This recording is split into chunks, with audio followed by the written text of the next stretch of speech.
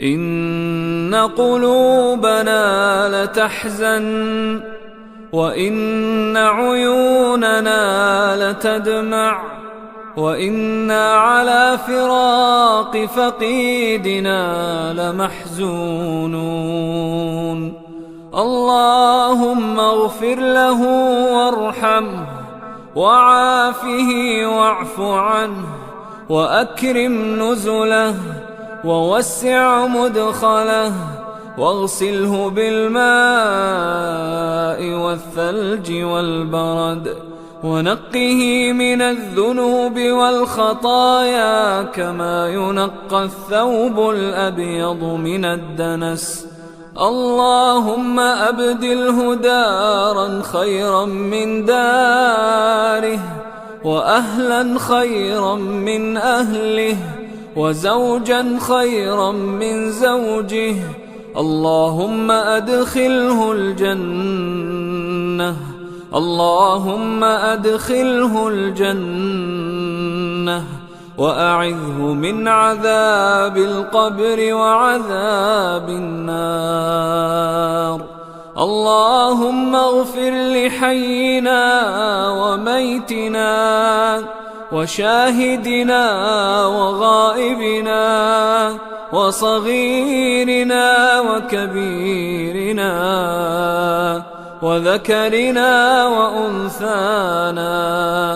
اللهم من أحييته منا فأحيه على الإسلام، اللهم من أحييته منا فأحيه على الإسلام، ومن توفيته منا فتوفه على الإيمان.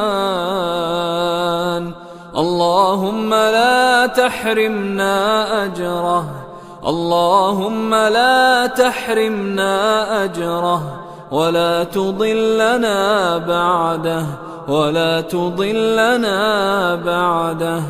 اللهم يمن كتابه وهون حسابه ولين ترابه وألهمه حسن الجواب وطيب ثراه وأكرم مثواه واجعل الجنة مستقره ومأواه.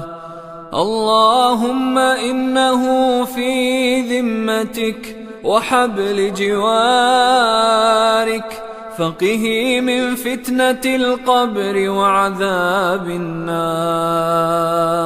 أنت أهل الوفاء، أنت أهل الوفاء، أنت أهل الوفاء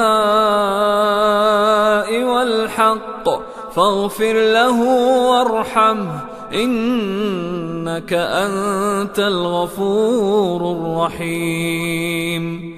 اللهم عبدك وابن أمتك احتاج إلى رحمتك، احتاج إلى رحمتك، وأنت غني عن عذابه، وأنت غني عن عذابه.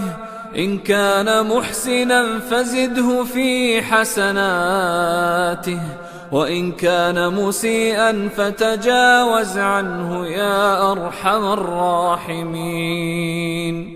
اللهم مد له في قبره مد بصره، واجعل قبره روضة من رياض الجنة، ولا تجعل قبره حفرة من حفر النار.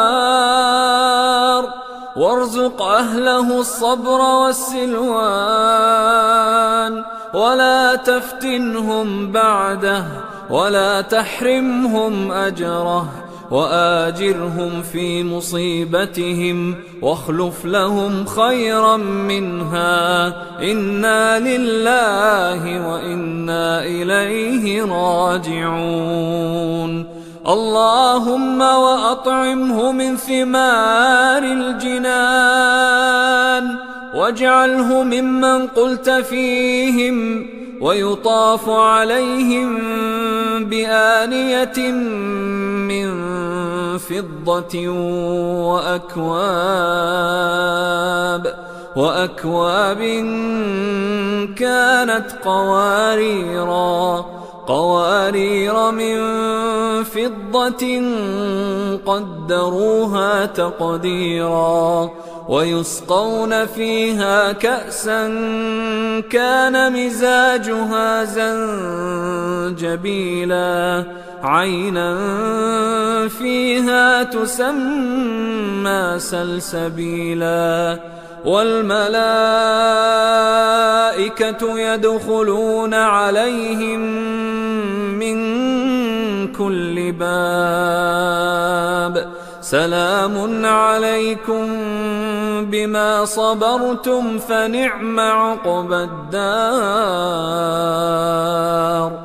اللهم اغفر لجميع موتى المسلمين.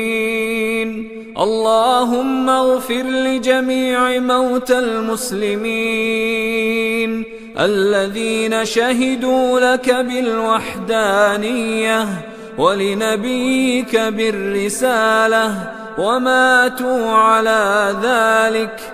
اللهم باعد بينهم وبين خطاياهم كما باعدت بين المشرق والمغرب وأعنهم على جواب الملكين يا أرحم الراحمين.